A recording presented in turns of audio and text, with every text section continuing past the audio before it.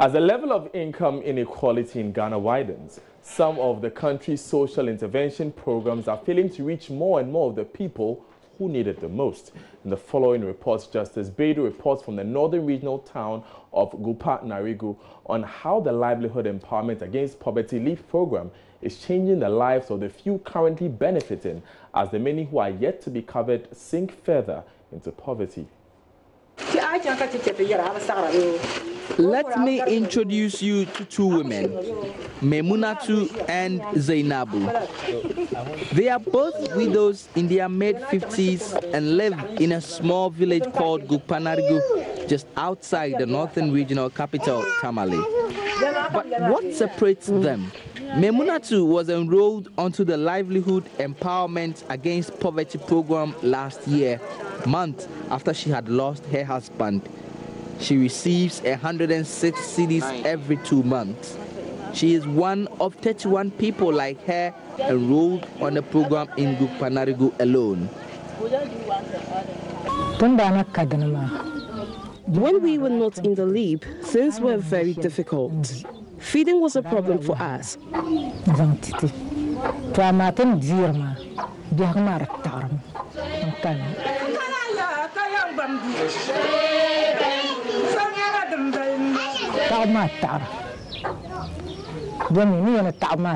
But now that we are receiving something, life is changing. With money from her LEAP cash transfers, Memunatu is able to buy shea nuts and prepares butter for sale. She is now also able to put her children through school. Enter Zainabu. Her 17-year-old daughter Asana has just been sent home as she's unable to pay for her fees.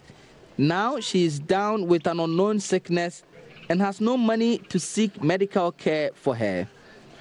Asana is Zainabu's only child who is still in school. Her other children dropped out when her husband died.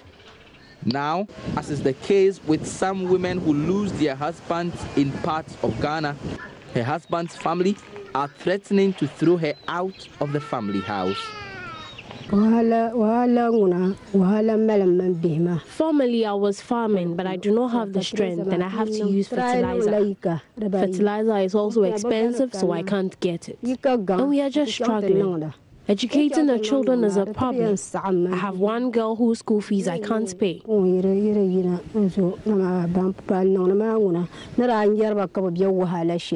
have seen the other women who are benefiting and I see the changes in their lives. I want to change my life too. My elder daughter is back home sick. I can't take her to the hospital and I can't get her to go back to school.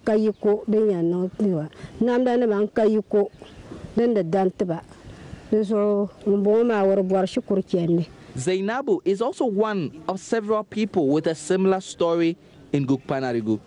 She isn't on the LEAP program yet and has no financial support. Despite its successes since its introduction, questions have been raised over how this project would be sustained, especially in the event that donors begin to cut back their funding. The biggest problem, though, remains how government will now be able to scale up this project to cover as many people as possible. As it stands now, only 1 in every 10 poorest of the poor in Ghana who should be on this program are actually enrolled.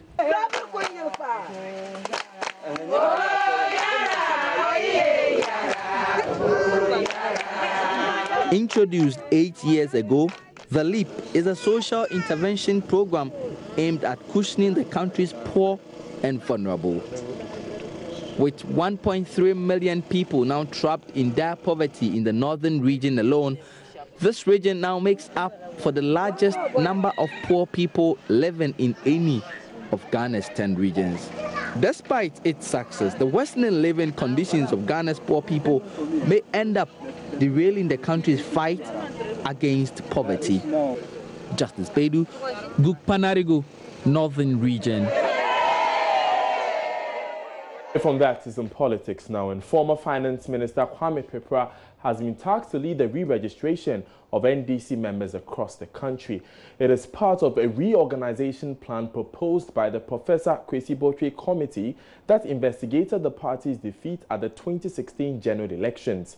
In a statement, the party's Council of Elders says they've received full briefing from the functional executives on the ongoing reorganization exercise and approved the plan. Here are excerpts of the statement. Now, this statement was released after a meeting of the Council of Elders just last night. And the Council of Elders, it reads, the Council of Elders of the National Democratic Congress, NDC, at its emergency meeting held on Wednesday, 6 November 2017, received briefing from the Functional Executive Committee of the party on the ongoing reorganization exercise as well as re-registration exercise of members, which is being rolled out across all branches in the country. A monitoring team to be chaired by Mr. Kwame Pepra and to be made of 10 members of the Council of Elders and Functional Executive Committee. The technical support team of the party was charged with the responsibility of monitoring the entire re-registration in the branches of the country.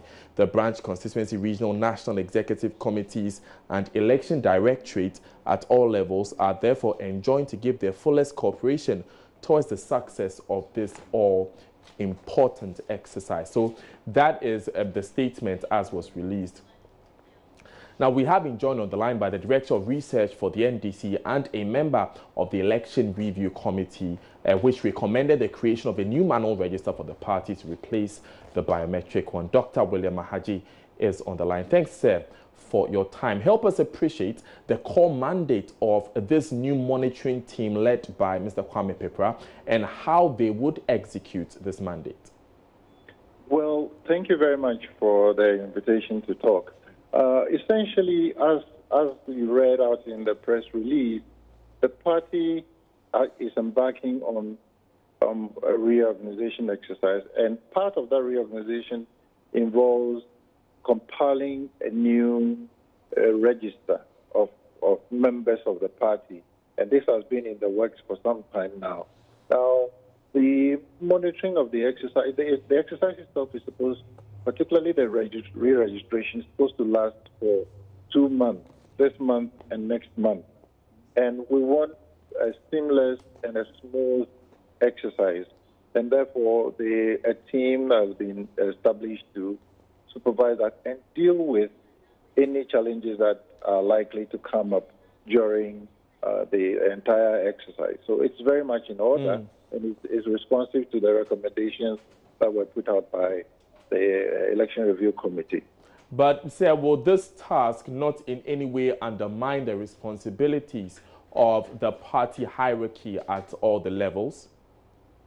In what? It's not, I don't think so. I mean, this, in any case, this is a mandate that is being offered by the hierarchy of the party itself.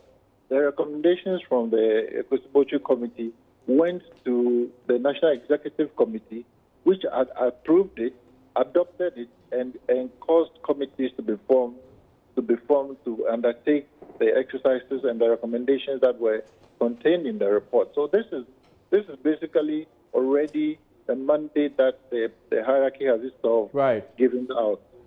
Right. It's just that, sir, one would expect that rather than a monitoring team, perhaps the constituency executives, the regional executives, the branch executives would be given the opportunity to preside over this new exercise, this new registration exercise. Oh, yes, definitely. That's what is essentially happening. This is just a team that is exercising oversight responsibility of the entire exercise. They are not usurping the role, and in any case, they can't usurp the role of the branch executives, the constituency executives, and the regional executives. Indeed, we are working hard to ensure that the party structures become very functional and collaborate in undertaking this exercise. So this is basically an assignment that will be conducted at that level, particularly at the branch level. The mandate is thrust into the hands of those in charge of the branches. Right. Thank you very much, Dr. William Mahaji, for your time. He is the Director of Research at the National Democratic Congress. We'll move straight to the Lands and Resources Ministry because the Sector Minister, John Peter Ameru, has requested for a copy of JoyNews' latest hotline documentary, Land Wars, after watching snippets of the three-part investigative piece on JoyNews. The expose brings up the complex lapses in the Ghana's land administration system, a phenomenon that has given rise to the activities of land guards who protect disputed lands. Let's go straight to the ministry now, where John Peter Amewu is speaking with our Latif Idris. Good morning once again to you. First of all, let me, on behalf of the ministry, also on behalf of His Excellency the President Nana Addo Dankwa Akufo-Addo, I want to say a very big thanks to your media outfits, Joy FM, for the wonderful job you've been doing for Mother Ghana. I'm not surprised at all of what you've been able to do in terms of this the documentary, though I've not yet had a detail out, insight into it. But we've known Joy FM for a period of time now, and we know you are quite good in investigative issues. The land sector, as you are aware, in Ghana has been bedeviled with a lot of difficulties in terms of lands, land gas issues, as you rightly put it. The current government is well determined to make sure that we remove those difficulties from the land administration processes. And so I personally, have to accept the sentiments of other people who comment highly about the difficulties in accessing lands in Ghana and the processes that they've gone through.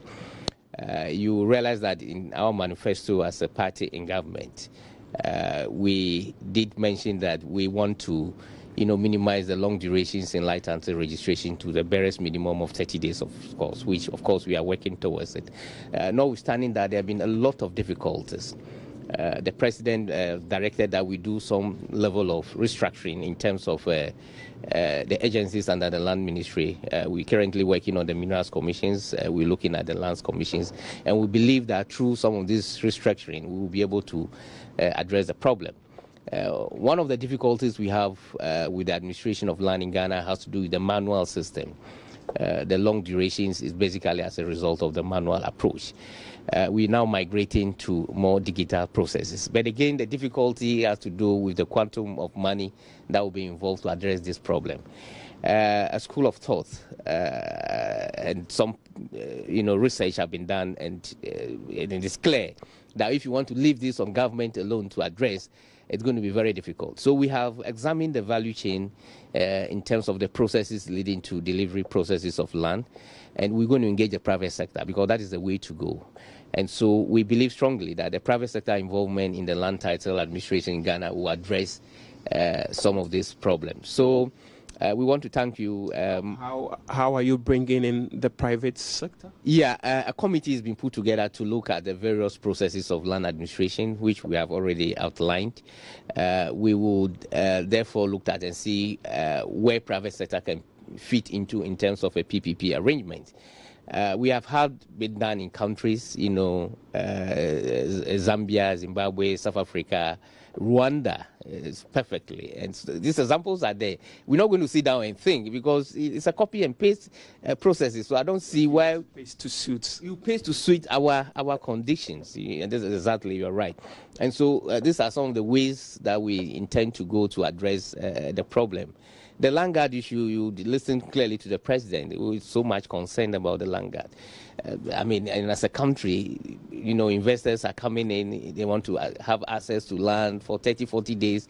They are not able to grant it. Some 3 to 4 months, and some of them get frustrated. A clear example is somebody coming out, trying to put a refinery, have acquired the land, started constructions and everything, and, the owners of the land have to come in and stop the process. So difficulties of accessing lands can, of course, frustrate investment program. And if we believe in private sector, as an engine of growth, then we must make land easily, accessible to some of these investors. So we will look into the processes, and we want to assure Ghanaians that we will do what we can as a government to reduce some of these difficulties in the land title administration in the country. One key issue that came up, in the course of this work, has to do with the allegation that at the Lands Commission we have officials there who take money from developers even before they go ahead to register. If you don't pay, your documents they will slow your document down. You wouldn't get your land title certificate within the 3-month period. How concerned is the ministry? Well, of course, these are allegations, and of course, I wouldn't say it's yes or no, but we know Ghana as a country that we have inherited is a country devil with a lot of corruption issues. And so we are putting in measures. And if some of those things are found to be true, of course, those people will need to be punished. The difficulty of the process is because of the manual involvement. And so if this corruption case allegation that you're bringing out is true, for instance, if you're able to take the manual involvement out, and digitize the whole processes, because we believe human intervention sometimes is a critical factor for corruption. And so if those factors are taken out, that can reduce the element of corruption. So these allegations, we hear it, but it is difficult to establish sometimes because the person giving you money is hiding somewhere and doing it quietly. So the best thing is to look at the fundamental principle, the causes of the problem, and see how you can address the problems.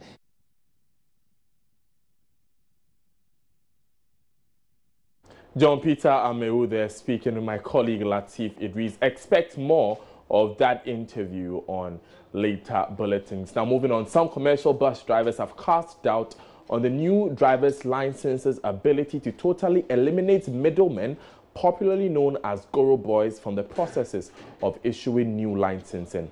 The digital driver's license is part of government's targets to remove the human interface from the process of giving out licenses. Now, though the drivers have welcomed the initiative, they are still of the view that a government cannot control dwindling revenue from the DVLA. My colleague Nancy Emefa Jodosi was at Circle earlier today and spoke to some drivers. So the Drivers and Licensing Authority is today set to roll out new smart driver's license. Now we understand this is touted to be the best and most secured in the world, and also the first in West Africa. Now we know that this is supposed to, remove the middlemen who we call the Goro boys, and who make the lengthy process when you want to acquire a driver's license. We are here today at the Circle station to find out from the drivers what they make of this new license. Mepacho, what do you make of license now? New one or more day banimu. Oh, lies a new one now. By the yeah, but I never call him to say, I'm saying by the 91. Says Cano, a hard drink akra. Be off Bakuna Miqueno, Omujinska. I can move changing, I can hear the Bakuno bar. No matter my summer. But you say no scano airing. Scanning my with a Sereno. Say, Uncle, I'll bet Mamma.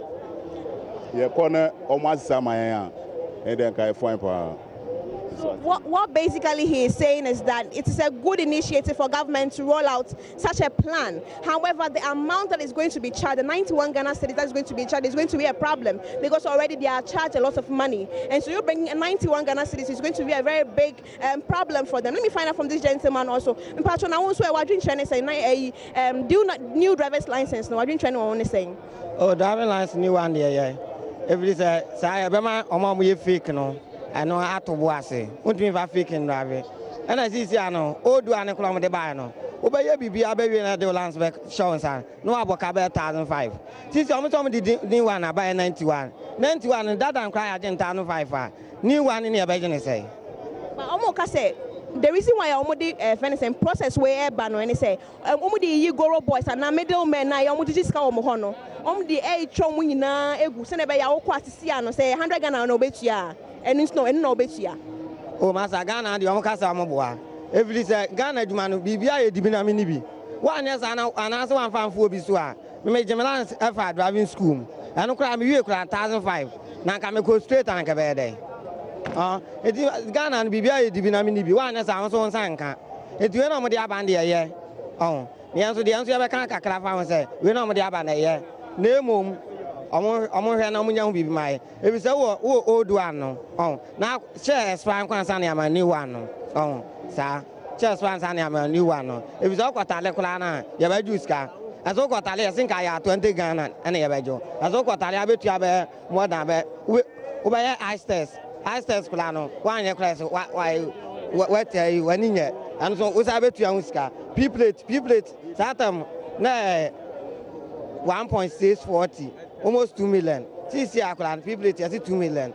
People, me to the people here. 25 people, all the people that were handed for Ghana. We are saying new driver.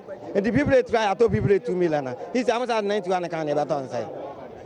Basically, he's also sharing the same concerns as the first person, saying that it's going to be a very good initiative. However, the amount of money that's going to be used is going to be a problem. And he's even casting doubts as to that, they are saying that there are going to be middlemen removed from this process, but they are saying the doubts because in Ghana, anytime they roll out things like this, the promise says that there are going to be no middlemen, but we find them that they come back within a short possible time. And you find out from this driver also. In fact, I want to drink share or new licenses, none saying.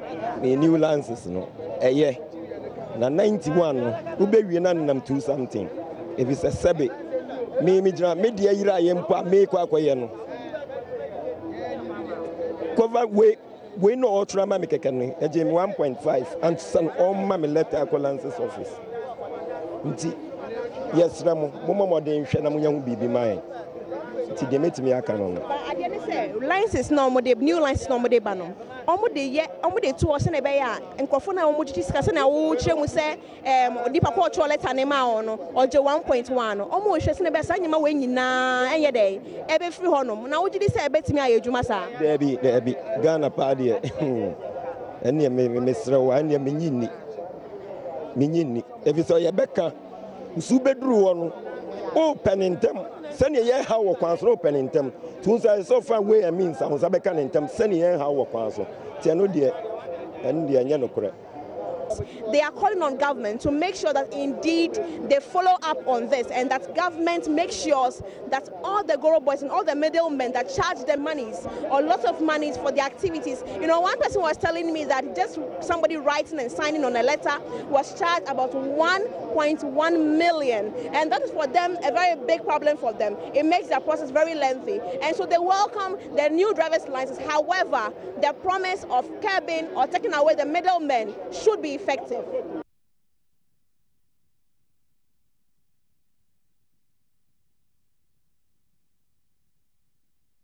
JoyNews is MFA Nancy Joadosi there. Now, we continue with our series on our looking back at that Medina atomic junction explosion.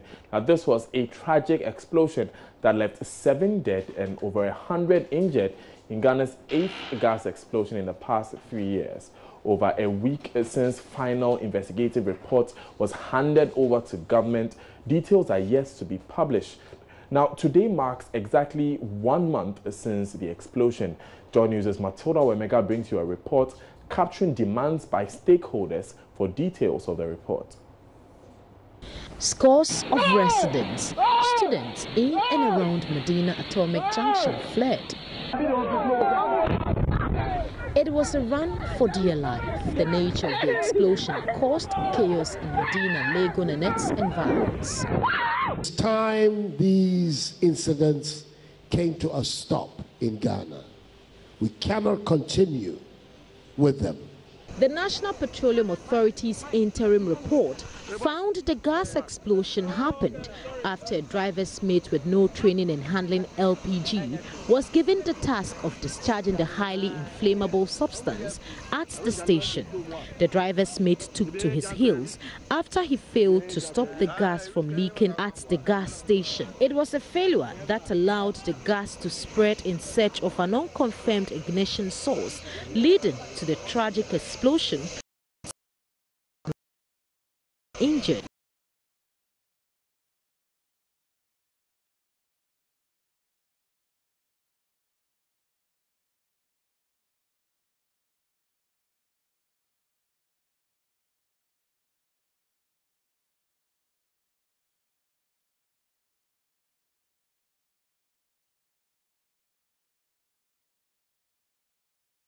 Fill empty cylinders to be distributed to consumers and households through retail outlets.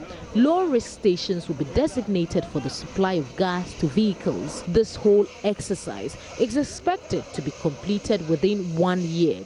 As at October 31, the National Petroleum Authority had shut down 45 fuel stations. Chief Executive of the National Petroleum Authority, Hassan Tampuli, says more are expected to go in the coming days. 37 outlets have been marked for closure when the level of their stocks reduce to levels within the safety zone. Previous reports on such incidents are not made public. This is what petroleum industry players are unhappy about. Coordinator for the oil marketing companies, Kweku Ajimandua, says its members can better train and plan to prevent such disasters if reports are made public. Even when accidents are investigated, we don't get reports. And that one really destroys the very foundation of safety. Duncan Amoa, Executive Director of the Chamber of Petroleum Consumers of Ghana, wants the culture of shielding such investigative reports stopped. They should make the report open and available so that we all peruse it, see what went wrong, and put in place measures to forestall any such recurrence. Unfortunately, this report might also be treated as another confidential document. The Ghana National Fire Service has already completed its investigation. We have also submitted the final reports to the Minister of Interior. Today, Tuesday, November 7th, marks exactly a month since the explosion. Government is yet to make details of the report public. For Joy News, Matilda Pomaga, Accra. Now, government's implementation of the free SHS program has been widely hailed by parents across the country because of the financial burden it has lifted off their shoulders. But the implementation of the program is being fraught with challenges. JoyNews' Upper West Regional Correspondent Rafiq Salam visited the Kalio Senior High Technical School and reports students have concerns over the quality of food they are served, while their headmistress is in limbo as to how to spend the 20% of funds allotted the school due to the absence of guidelines. Prior to the implementation of the free HHS program, Kalio Senior High Technical School has a student population of 846. 664 fresh students were placed at the school by the computerized selection placement system for the free HHS program. 606 students, however, turn up and are currently pursuing various courses at the school. Since the arrival of the students for the program, authorities at the school have to deal with several challenges, ranging from inadequate infrastructure to the quality of food provided at the school. Akwimato Jamila and many of her mates have complained about the quality of the food prepared from the kitchen. Sometimes the way they always do the food is not always good at all. They'll cook rice. You see it, you think it's even porridge, but we have to manage. The food is very poor and we are suffering here. Another first-year student of General Arts, Ibrahim Jara, recounts how the quality of the food is affecting the health of the students. Every day they used to send people to hospital. And one of the cause is the food, because we are not used to the environment. If we came here there is no good food for us to eat.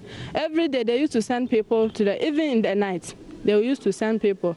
One of the effects is just like that. It is some few minutes past 11 a.m. Caterers are busily preparing yam with bean stew for lunch under strict supervision of the school's matron, Hawa Batong. They are slicing yam for cooking while the bean stew is on fire and allowed to simmer. Matron of Kalio Senior High Technical School, Hawa Batong, refuted the assertion of the students that the food prepared from her kitchen is not of good quality. With this free education concern, this time I can say we are very grateful. For example, when this free education started, we take eggs, we take wache with eggs, we take yam with bean stew, palava sauce with mackerel sauce, and this is very amazing. We never expected this, so we are very grateful to that. And the students are happy.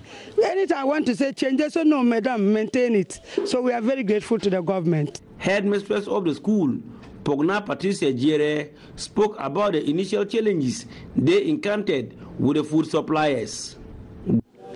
As at now, though I have received some foods from my supplier, but some schools have not received food as at now. Even the way the food is coming in this. So if we had come together to talk about the food, we'll see how we can repackage these foods and then things will go on well. Because since the policy took over, since the Form 1s came, for the 8 weeks, we're using the continued students' food we asked the suppliers to bring. We used to feed them. But now that their food has come, and we are now blending them to see how we are feeding them as according to the national menu they have drawn for all the schools. Government released 20% of funds to the public senior high schools in the country running the free HSS program. Keleo Senior High Technical School received an amount of 80,000 Ghana cedis in that regard. Headmasters and headmistresses are afraid to use the money because they came without guidelines. Patricia Jire again. It's 80,000. It's in my coffers, but now it's in my bank account. But there's some civil war in my head. As what is this money? The 20%. It's not on white paper for us. What are we using it for? Some say we're using it for perishable goods. Perishable goods are relative. What are they if they're on paper for us to follow so that we might not deviate? I think it will help us. Because everybody now, including me, I'm even afraid to touch that money. Because it is not spelled out. It's only hearsay that this money is for perishable goods. And perishable goods are relative. Probably if we could come to terms, they should put it on white paper like the guidelines for the free education they have put on for us to look at. It's guiding us very well. So if this 20% expenditure could be put on paper to guide the heads, I think we'll be very grateful. So you have the money in your account, but you have no... I'm afraid to touch it. When they say perishable goods, I know some of the perishable goods, but I'm afraid to touch it. Just as other heads that are afraid to touch it. Students of the Keleo Senior High Technical School said they are waiting with bated breath for government to fix the challenges. We are just pleading because if we don't have something we want to plead, even if he delay, but we don't want him to delay much. We will learn that it's free education. So if everything is free, we must study free too. Reporting for JoyNews, Rafik Salam, Keleo. And that ends today's bulletin of Joy News today. For more news, log on to myjoyonline.com.